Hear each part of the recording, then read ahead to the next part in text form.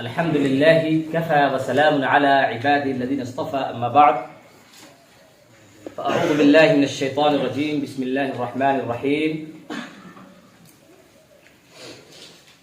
اقرأ باسم ربك الذي خلق، خلق الإنسان من علق. إخواني الطلبة وأساتذتي المعهد الإسلامي العربي لعموم الهند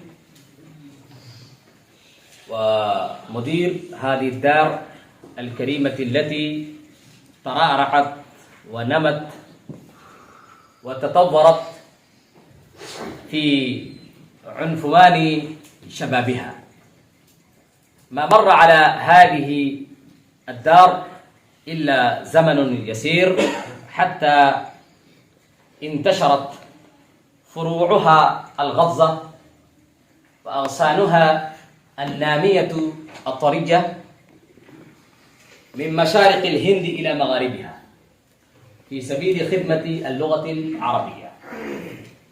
نحن الآن يا إخواني نعالج موضوع كيف يكون الإنسان مترجما بارعا. فأنتم تشاهدون على السبورة كلمة مكتوبة: كيف يكون الإنسان مترجما بارعا. هناك كلمات مهمتان في هذا الموضوع: الأول الترجمة، والثانية البراعة. أولا الترجمة، الثانية البراعة. فقبل أن ندخل في صلب الموضوع ونعالج هذا الموضوع المهم جدا، لا بد لنا أن نعرف ما هي الترجمة، وما هي معانيها وأبعادها ومناحيها ومدى سعتها. هل الترجمة فقط نقل النص من لغة أصيلة إلى لغة مستهدفة، أم الترجمة هي شيء مبتكر إبداعي؟ فهناك تضاربت الآراء واختلف الأدباء، فالأدباء لهم ذوق رفيع ولهم مهارة تامة في معالجة الآداب اللغوية. هم يقولون لو ترجم الإنسان عبارة أو نصا إلى لغة أدبية مفهومة سهلة، فالترجمة تمثل وتحتل كتابا مستقلا، فكرة مستقلة.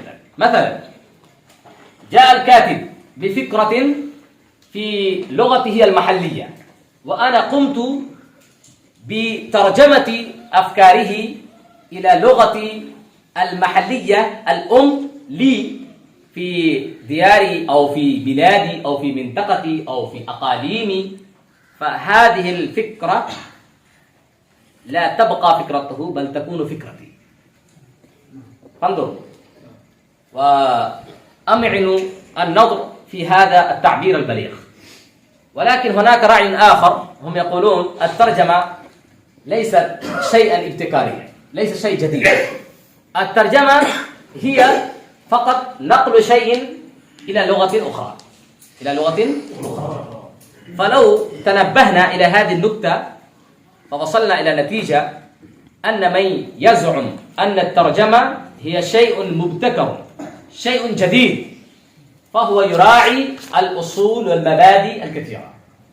أما الرجل الذي فقط يهتم بنقل العبارة إلى لغة أخرى محلية، أي لغة مستهدفة، فعنده لا تكون مراعاة القواعد، فقط نقل الكلمة إلى لغة أخرى، نقل فكرة إلى لغة أخرى.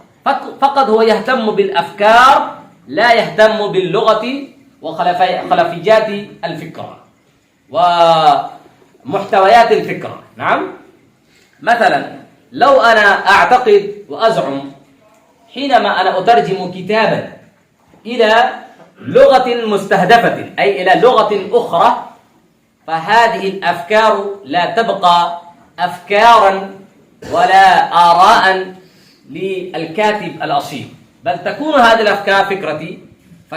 كم أنا أهتم بالأمور، كم أنا أجمل العبارة، كم أنا أزجنه، كم أنا آتي بعبارات بليغة مؤثرة لكي تعبر عما في قلبي من آثار طيبة ومن انفعالات جميلة بعد مطالعة العبارة. نعم.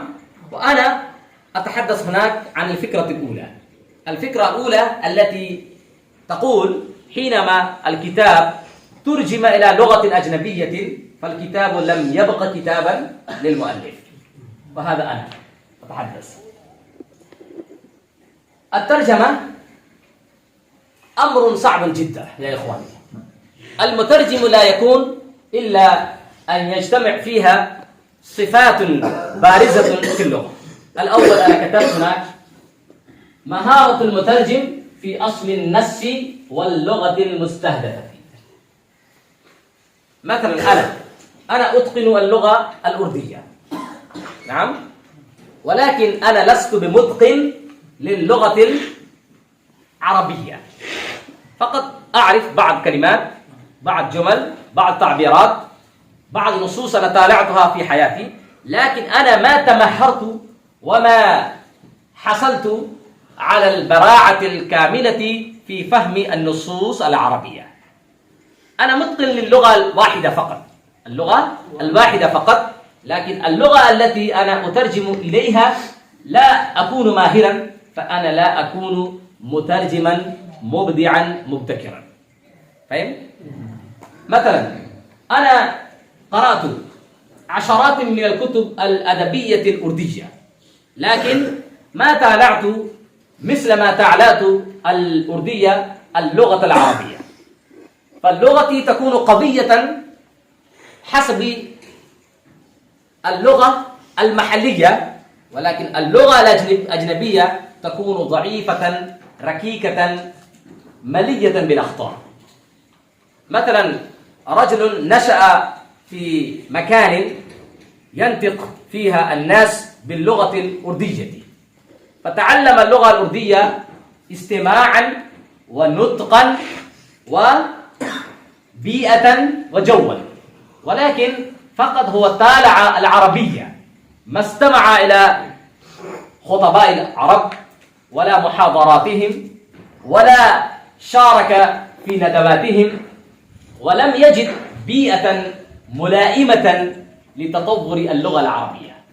مثلا هناك هذا رجل، ورجل آخر نشأ في الهند، ترعرع في الهند، تعلم اللغة الأردية، أتقنها، أجادها، تمهر فيها، ثم انتقل إلى السعودية العربية وبدأ يتعلم اللغة العربية نطقا وكتابة وشفويا، وتعلم أيضا من البيئة التي يعيشها في الجو الذي يسكنها، فهو يمارس الخطابة، يمارس النطق، يلقى الأصحاب، يتحدث معهم، يتعامل مع العرب أطفالا وشيوخا، شبابا وشعبا، فهو أتقن اللغة العربية كما أتقن اللغة الأردية.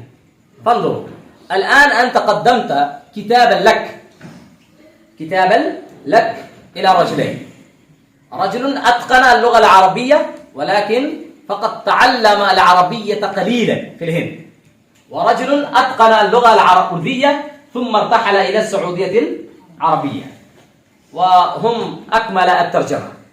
الآن قارن بين الترجمتين، الترجمة للرجل الأول والترجمة للرجل الثاني الذي عنده ثقافتان، ثقافة الأردية وثقافة العربية.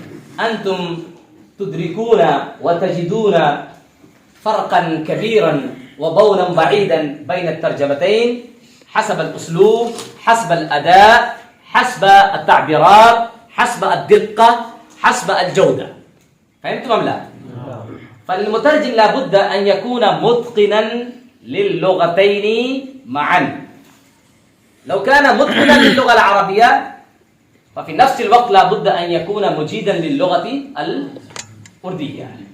لو كان الإتقان في واحد وعدم الإتقان في أخرى الترجمة لا تظهر ترجمة مؤثرة بليغة معبرة عما يريد إرسال الرسالة كاتب الكتاب مؤلف الكتاب. نعم.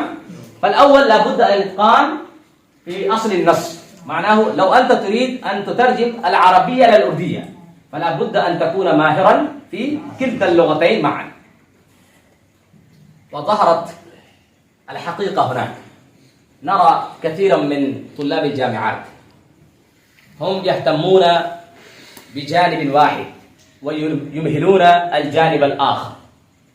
لو استمر الطالب في مطالعة الكتب الأردية كثيرا، يكتب المقالات وينسج الدراسات والبحوث في لغة أردية سلسة أدبية، ولكن هو فقط يطالع بعضا من الكتب المتداولة في الأسواق، لكن لا يطالع بسعة وغزارة، لا يطلع بمعنى الكلمة، فهو يشعر بالضعف، يشعر بقلة التعبيرات والكلمات خلال ممارسة الترجمة. نعم. فالآن لا بد للطالب أن يتقن كلتا اللغتين، اللغة العربية واللغة الأردية. وخير طريق لهذا لا بد أن يراجع أدباء الأردية وأدباء العربية. تمام. والأمر الثاني الاطلاع على ثقافة اللغة الأصيلة واللغة المستهدفة. ثقافة، مثلا أنا أعيش في الهند وأستمع إلى كلمة، إلى جملة، أنا أبين مثال. مثلا رجل يقول वो खाना खाया मतलब, और उसने चुगली खाई। नाम। वसारिफ, उसने मेरा दिमाग खाया। उसने खाना पकाया। नाम। और उसने मेरा दिमाग पकाया। فهمتم لا؟ فرجل له ثقافة اللغة الأصيلة واللغة المستهدفة، فهو لا يترجم كلمة بكلمة أو عبارة بعبارة أو جملة بجملة. أولا هو يأتي شاشة كبيرة أمامه، مسرحا كبيرا، وعلى المسرح يرى صورة ظاهرة وضاءة لكلتا الكلمتين، فكان في أي سياق استخدم، ماذا يعني الناطقون بهذه اللغة، وفي أي سياق هم يستخدمونه. هو أولا يمتحن، يختبر قوة الكلمة، استخدام الكلمة، سياق الكلمة، ثم يترجم. أما الرجل الذي هو حديث العهد بالترجمة فهو دماغ بكايا، فهو طبخ دماغ. نعم. चुगली खाई और काला अकला नमीमा, खराब करना बता। उसने खाना खराब किया, उसने मेरा दिमाग खराब किया, उसने मेरा दिमाग खराब किया, और इसने अपना कपड़ा खराब किया। खराब करना कलिमा تأتي في سياق مختلف، نعم، في أوضاع مختلفة.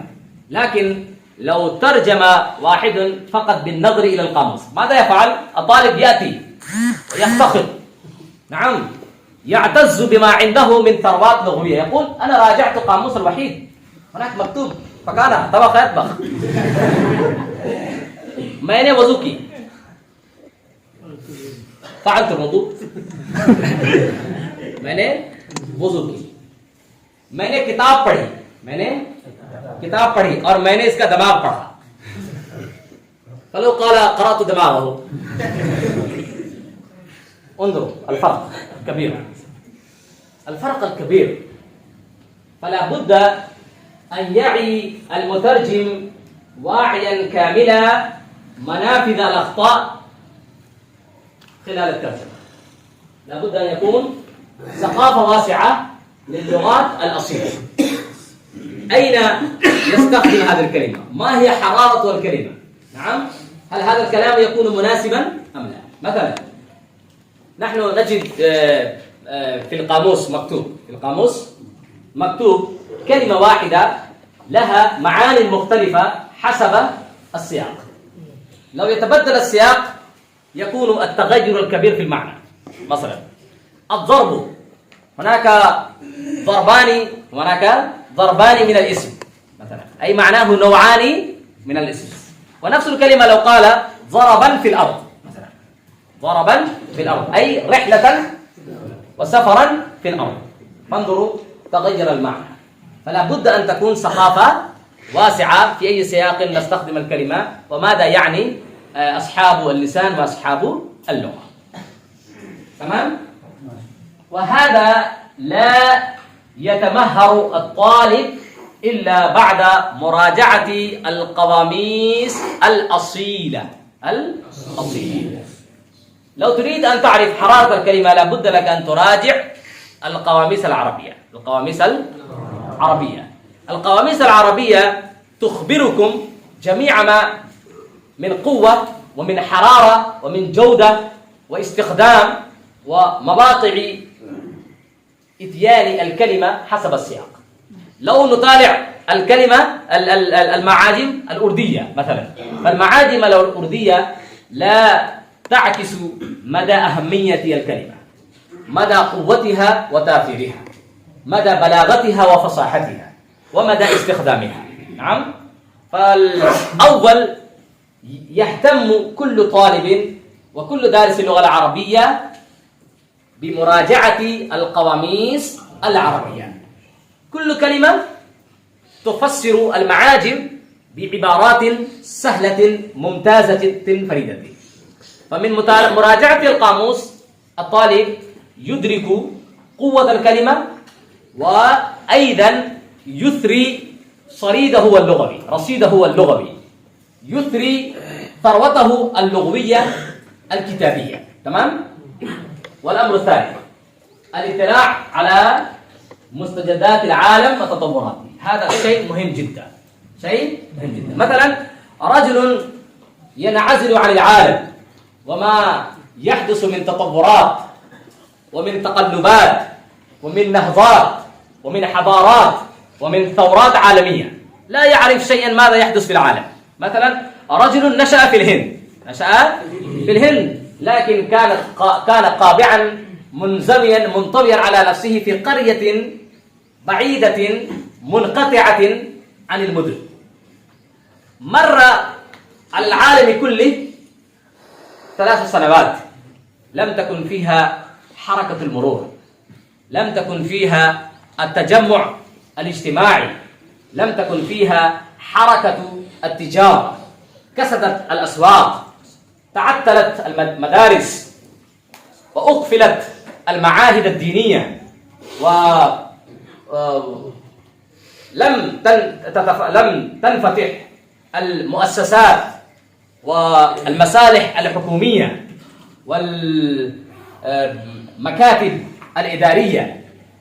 ولكن رجل نشأ في القرية لم يعرف على تطورات العالم، بالرغم من ذلك هو أديب ويطالع في القرية الأدب واللغة واللسان، كل شيء يطالع، ولكن لم يتعرف على مستجدات العالم، تطورات العالم.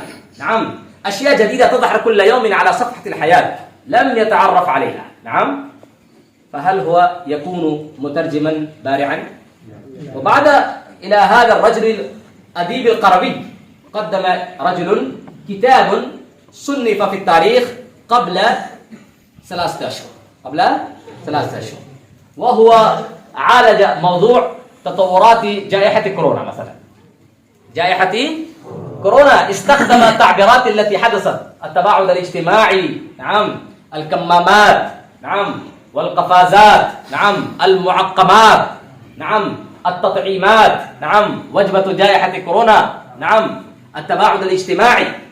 فهذه التعبيرات هو استخدم في كتابه. ثم وجد هذا الرجل هذه التعبيرات وبدأ يترجم بمراجعة قاموس الوحيد. أو بمراجعة القاموس الجديد مثلا، أو بمراجعة القاموس الاصطلاحي، وترجم كلمة بكلمة، كلمة بكلمة. مثلا رجل بعيد عن الدنيا، لا يعرف عن تطورات وإنتاجات واختراعات حديثة مثل الجوال والكمبيوتر وآلات حديثة في الطب، نعم، وفي التكنولوجيا والفيزياء والجيولوجيا، لا يعرف شيئا. وقدمنا كتابا للترجمة، فكيف يترجم؟ لفظا بلفظ ويخطئ. فلا بد للمترجم أن يكون مطلعا على مستجدات العالم وتطوراته، لا يكون مقفلا في حجرة ضيقة لا يرى نور العالم، لا يرى ضوء العالم. نعم، لا بد أن يكون منفتحا كل الانفتاح، يطلع ويقرأ جميع ما يأتيه من أحداث، من تطورات، من حضارات. والرابعة فهمتم أم لا؟ لا بد أن يكون المترجم نشيطا فعالا مطلعا على جميع ما يحدث وراءه وحوله. الاطلاع على المصطلحات الجديدة كل يوم يطالع العلماء، علماء الهندسة، علماء الفيزياء، علماء الكيمياء، علماء الطب، كل يوم هم يدرسون الحياة الاجتماعية ويأتون بمصطلحات جديدة. لو حدث مرض أو نجم داء في العالم فهناك هم يجرون الإجراءات، هم يجرون الدراسات، وهم يجرون الإحصائيات. مثلا عقدت الحكومة انتخابا، فهناك أقسام للانتخاب، أنواع: انتخاب برلماني، وانتخاب تشريعي، وانتخاب محلي، نعم، وانتخاب إداري. فهناك كثير من الانتخابات. لو رجل ما تابع السياسة ونظام السياسة فهو لا يكون مترجما خبيرا ماهرا، ولا تكون الدقة في تعبيراته، بل يخطئ في كثير من المرات. فلا بد لنا أن نطلع على المصطلحات الجديدة، لا نترجم، لأن هناك المجامع العلمية، المجمع اللغوي في مصر، المجمع اللغوي في دمشق، المجمع اللغوي في السعودية. المجمع هناك أعضاء مهرة في تعلم اللغة العربية وتعليم اللغة العربية. هم يضعون كلمة على طاولة النقاش، هم يناقشون، يدرسون، ويبحثون عن كلمة مناسبة مبينة معبرة عن مفاهيم المصطلحات المستجدة. لو وجدوا مصطلحا جديدا في الطب هم وجدوا كلمة على طاولة النقاش، ناقشوا الكلمة، حققوا معانيه، أدركوا مداها، ثم أتوا بكلمة جديدة للتعبير عنه. مثلا نحن نقول الجوال،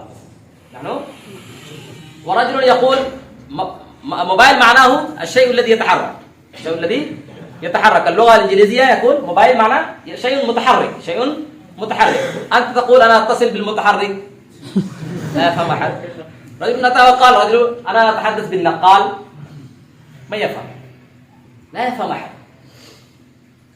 فلا بد للمترجم أن يكون عنده ثروة كبيرة ونظرة صاقبة واطلاع واسع على المصطلحات الجديدة. الخامس الدقة والإبانة. المترجم لا بد تكون له رؤية واضحة.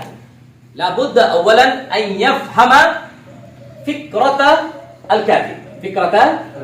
مثلا ربما نحن نرى الكتاب تكون أفكارهم معقدة، لا نفهم إلا قليلا فهما غامضا. فالأول لا بد للمترجم أن يقرأ صفحة واحدة 10 مرات. كم مرات؟ 10 مرات، لكي يتشرب الفكرة حتى هو اقتبس من نور الكاتب، ثم ارتسمت الفكرة على قلبه. هضم المترجم الكلام هضما صحيحا. نعم. وقد توغلت الفكرة في داخل ذهنه حتى صارت فكرة الكاتب فكرة المترجم، ثم هو يترجم العبارة. لا فقط أنا مثلا مكتوب هناك، مكتوب في الكلام رجل كاتب أردي مثلا، ليس هو أديبا، لكن بدأ يكتب كما نحن نرى في الشروح. कहा जैद ने कि हम वहां पहुंच गए मस्जिद में 4 घंटा पहले, كتب هكذا. نعم. فالمترجم لا يكون متقيدا بنفس العبارة، بل أولا هو يقرأ مرة وهو يتلذذ أولا، ثم هو يأتي بتعبير مناسب لتكوين هذه الجملة جملة صحيحة. ويأتي أولا الفاعل، ثم يأتي الفعل، ثم يأتي المفعول، ثم يأتي الظروف. أولا في الأردية يصلح جملة الكاتب أولا لكي يكون متواطئا لفكرته، مدركا لرؤيته وإرادته وعزيمته، ثم هو يترجم إلى لغته. لو ترجم فقط قال في المسجد وصلى هكذا، فالكلام قد يكون غير مفهوم. الكلام يكون لأن مسؤولية المترجم إيصال رسالة الكاتب للعالم، فله مسؤولية كبرى. لو وجد عبارة مغلقة غير مفهومة شيئا فهو يجتهد في فهم العبارة أولا، تزيين العبارة أولا، ثم يترجمها. لو ترجم عبارة ركيكة غير مفهومة غامضة فالترجمة لا تكون ترجمة بديعة، ترجمة لا تكون بينة مفهومة. نعم. مراعاة عمق الكلمات وحرارتها. مثلا قدم رجل إليك كتاب الشيخ أبي الكلام آزاد، كاتب أردي كبير جدا، هو من قمة الأدباء في الهند، وله مكانة عالية في الأدب الأردي، في كلامه الجزالة، في كلامه الارتجال، في كلامه العفوية، في كلامه دقة البيان، في كلامه سعة المعنى، في كلامه غزارة العلم، كل شيء اجتمع في كلامه. نعم. فالأول لا بد أن تطبق القواعد للغة العربية على نفسك أولا، لا تطبق اللغة العربية على لغة الأردية، ولا لغة الأردية على لغة العربية. مثلا اللغة الأردية لا تقبل الواو بكثرة. الواو मैंने खाया और मैंने पिया और मैं सोया और मैं गया، لا نقول هكذا. لكن العربية هذا تقبل، والعربية لا تكون جميلة إلا بعد تكرار حروف العاطفة. فنحن لا نعيد ونطبق قواعد العربية على قواعد الأردية، ولا قواعد الأردية على قواعد العربية. فأولا عمق الكلمات وحرارتها. مثلا نرى بأي مناسبة ألقى الخطبة.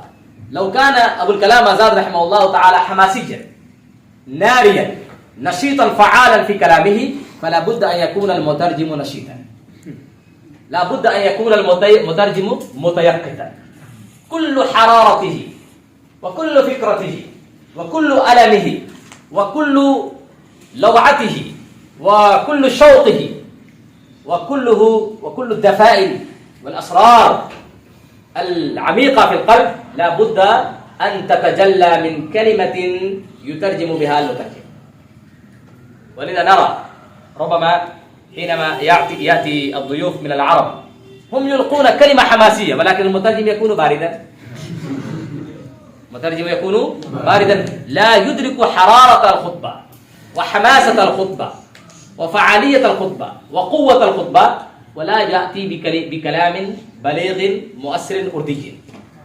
فالمستمعون يتلذذون بسماع العربية، بالرغم من ذلك هم لا يفهمون شيئا لأنهم تأثروا بالحرارة. وهذا الرجل الذي كان يترجم وأفسد الكلام وخرب البيان وأتى بتدمير شامل في كلامه. وهكذا حدثت قصة في نهضة العلماء مرة. قصة كتب الشيخ ابن العالم رحمه الله تعالى في كتابه في حياة اجتباء الندوي رحمه الله تعالى. الشيخ اجتباء الندوي كان أديبا مفوها كاتبا قديرا، لكن لم يكن خطيبا. الشيخ عبد الفتاح أبو غدة رحمه الله تعالى زار العلماء كضيف زائر، كان يلقي دروس الأحاديث الشريف على الأساتذة والطلاب معا. فمرة اجتمع طلاب نهضة العلماء في القاعة وكانت له محاضرة بالعربية وهو كان مترجما.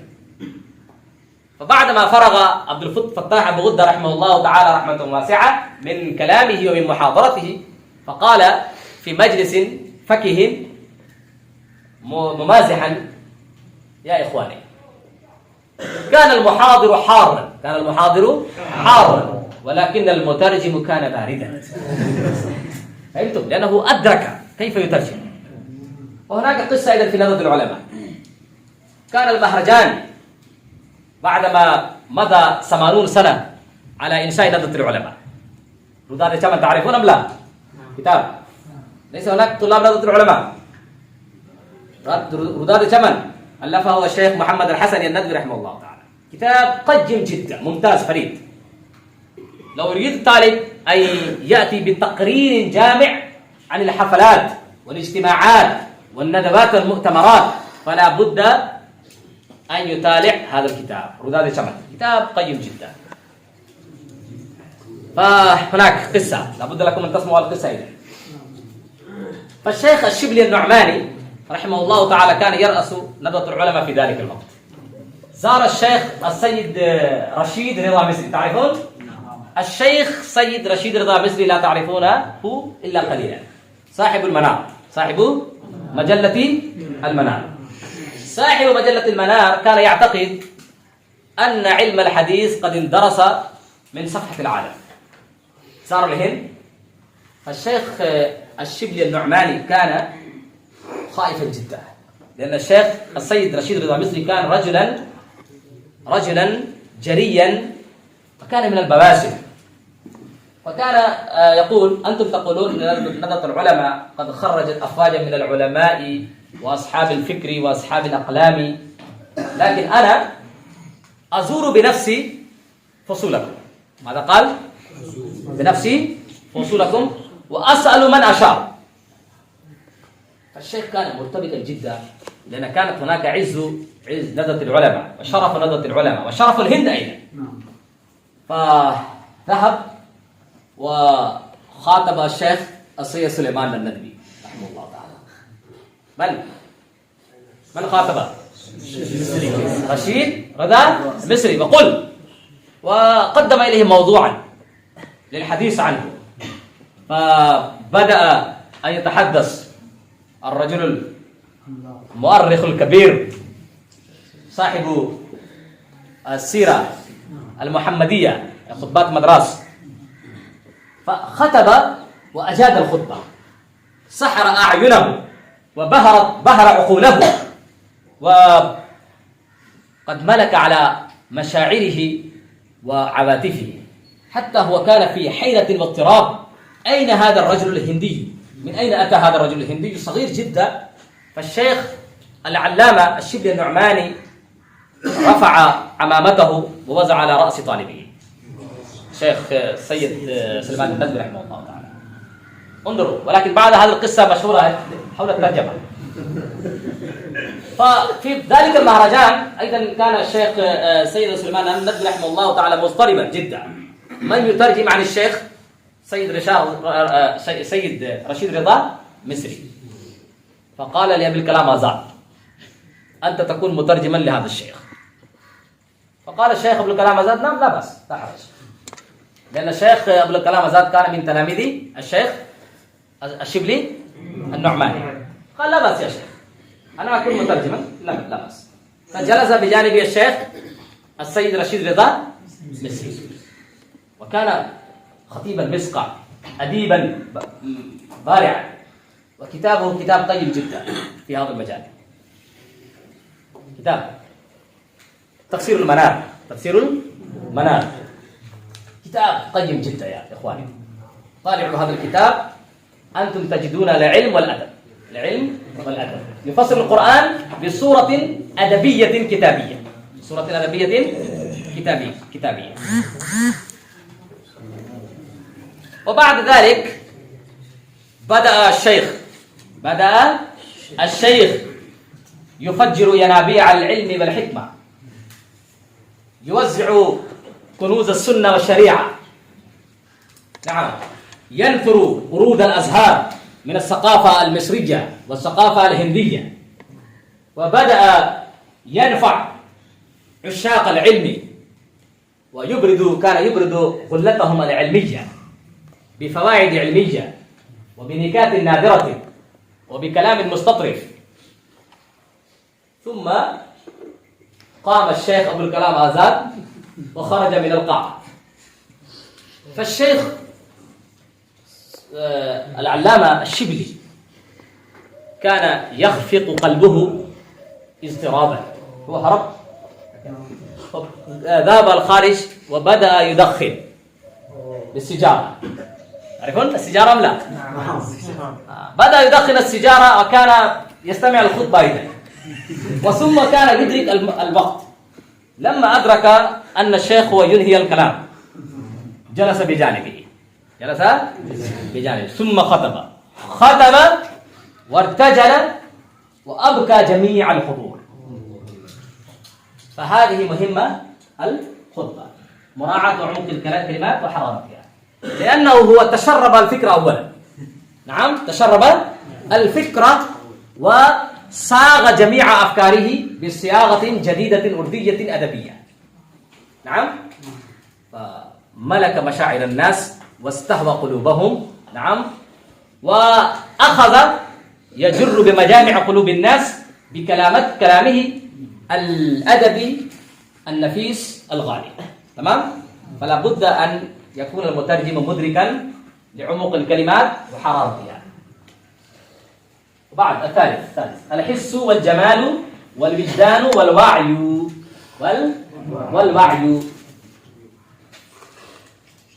الشعور، ما معنى الوعي؟ الشعور بجمال اللغة ورسالة الكاتب. هذه الصفات يا إخواني في المترجم: الحس والجمال والوجدان والوعي، الشعور بجمال اللغة ورسالة الكاتب. لو لم تجتمع هذه الصفات في أي مترجم لا يكون مترجما، بل يكون ناقلا من كلمة إلى كلمة. مثلا لو أنا أدرك، لو عندي حس فأنا أدرك مدارك جمال اللغة، وأنا أنتقي مثل الكلمة التي في لغتي. مثلا هو استخدم مبان فخمة، أنت تقول بلند عمارة هكذا. وأتى رجل أديب، أتى ما الكلمات الأردية؟ पुरुषों इमारत.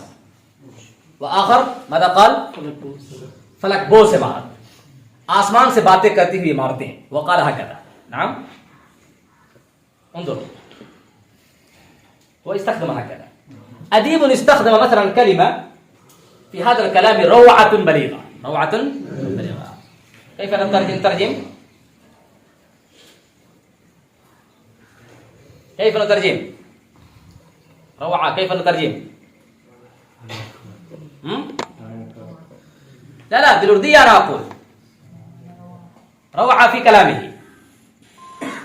इनके कलाम में बागपन है. मादा नस्तखदिम बागपन. इनके कलाम में आबोताब है. इनके कलाम में क्या है? आबोताब है. كان رجلا نشيطا. هذا أديب ضعيف في اللغة. ترجمة هذا ترجمة كيف يترجم؟ كيف يترجم؟ चुस्त आदमी है. وأخير أتى وقال كيف يترجم؟ चाको चौबंद आदमी है. فانظر ترجمة चुस्त وآخر ترجمة चाको चौबंद. ونظر الكاتب العربي الضعيف في اللغة الأردية चाको चौबंद فهو يتحير. चाक व चौबन चाक चौबन فهمتم أم لا؟ فلا بد أن يكون الحس والجمال والوجدان والوعي الشعور بجمال اللغة ورسالة الكاتب. مثلا انظر اليوم نحن قرأنا في كتاب هناك كان المساتين والحدائق بعد المساجد والكنائس والعبايد مثلا. فالرجل الذي عنده حس لغوي أدبي شعور رقيق فهو لا ينظر إلى هذه الكلمات ويكون حرا طلقا عند الترجمة. كيف يترجم هو بالأردية؟ لا ينظر إلى الكلمات ويفهم هو يريد أن يبين أولا يفهم وبعد يريد أن يقول هو يريد أن يصف المكان الآن هو يترجم. نعم كيف يترجم؟ हरे भरे बागात नाम वसीवरी सड़कें नाम पुरुषों इमारतें बहती नदियां नाम कई बात आलिशान मस्जिदें नाम बात साफ सुथरे रास्ते नाम لا يهتم بالكلمات ويكون حرا طلقا وهو يسوغ أولا هذه التعبيرات إلى صياغة أردية أدبية جميلة ذات بهاء رونق نعم ذات روعة وذات طلاقة نعم. فلا بد أن يكون عندكم هذه الثروة. وبعد قراءة واسعة متأنية. لو تريد أن تكون ماهرا في الترجمة لا بد لك أن تبحث عن حاجاتك خلال المطالعة. نعم هذه الكلمة أنا أكون في حاجة للترجمة، هذه الكلمة أنا أكون في حاجة إلى الترجمة، هذا التعبير أنا أكون في حاجة هذا التعبير يترجم كذا وكذا. وأيضا التنوع في الترجمة مثلا أتى كلمة وصلت مثلا وصلت الطائفة من العلماء إلى جامعة فترجم رجل كيف पहुंचा एक जमात पहुंची هكذا نعم.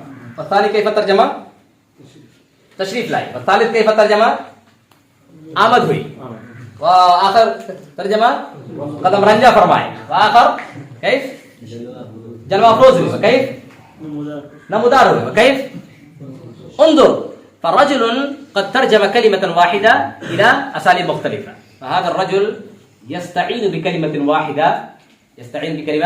واحدة على حل ملايين مشاكل. مثلا كلمة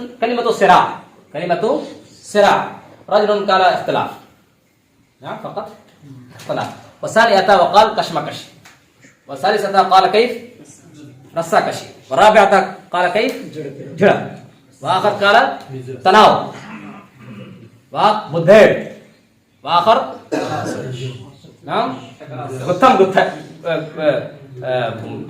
وآخر قال لستم پشتم. فهذه الكلمات بالأردية لا بد أن تكون حاضرة عنده.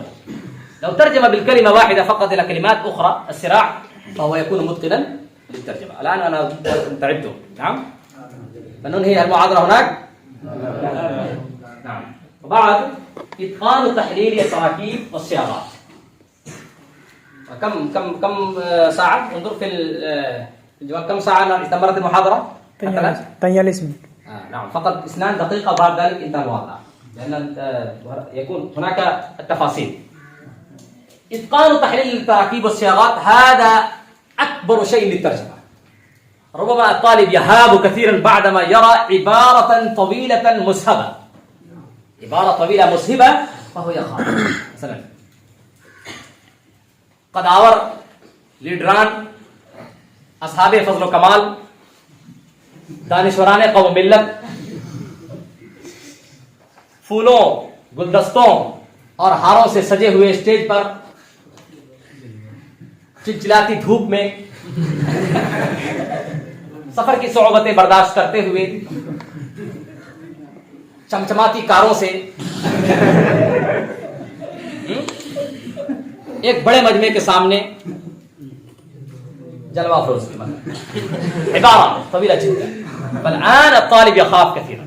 نعم. فالحل لهذا لا بد لنا أن نقطع التركيب الكبير تقطيعا. نعم. وندرك أين الفاعل. لو كان الفاعل صفحة واحدة نحن ندرك أولا الفاعل. ندرك كما أنتم ترون في كتابات الأردية. दारुल नज़र उलमा के एक माहिर और जयीद उस्ताद, कई इदारों के बड़े आला मनासिब पर फायज मुहद्दिस, कई आलमी और फिक्री तंजीमों के रूह रवां,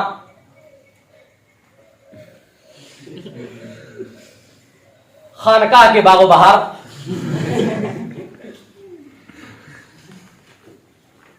कई नस्लों के मेहमान,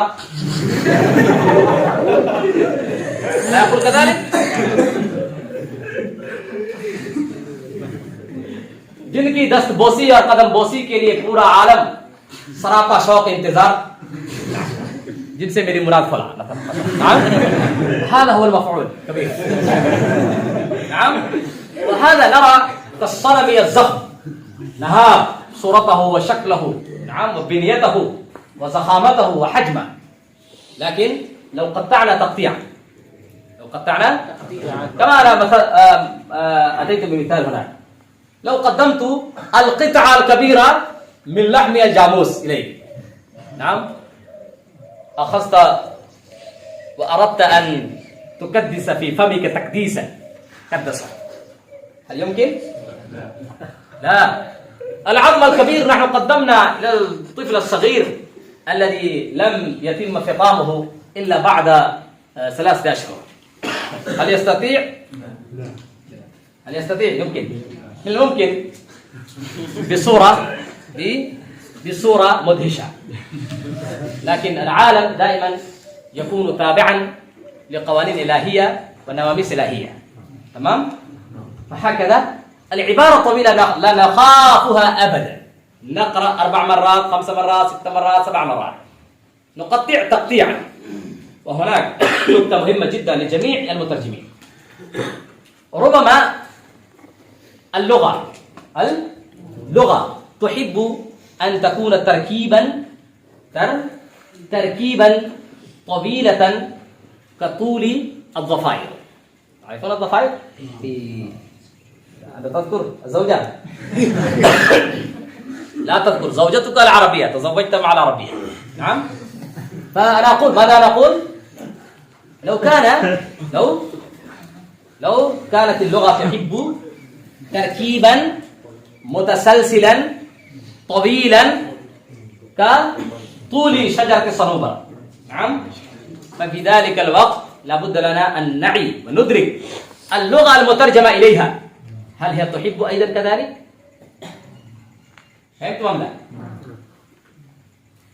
لو تحب الطول فلا حرج، ولكن اللغة الأردية تأبى أن تكون الجملة طويلة، اللغة الإنجليزية تأبى أن تكون جملة طويلة جدا. دائما هم يأتون بعبارات مختصرة في كل سطر رسالة، ولكن العربية هناك تكون عبارة طويلة، فلا بد لنا أن نراعي هذا. لو كانت العربية طويلة فنحن نقطع الجملة ونحن نكتب نفس الجملة في الأردية بفقرات مختلفة. ولو كانت الجملة منتشرة في الأردية فنجمع جميع الجملة في فقرة واحدة في العربية. نعم. انتهى الكلام. إن شاء الله بقية النقاط نحن نعالجها في بقية الحديث إن شاء الله تعالى. سبحان الله وبحمده وسبحان الله العظيم.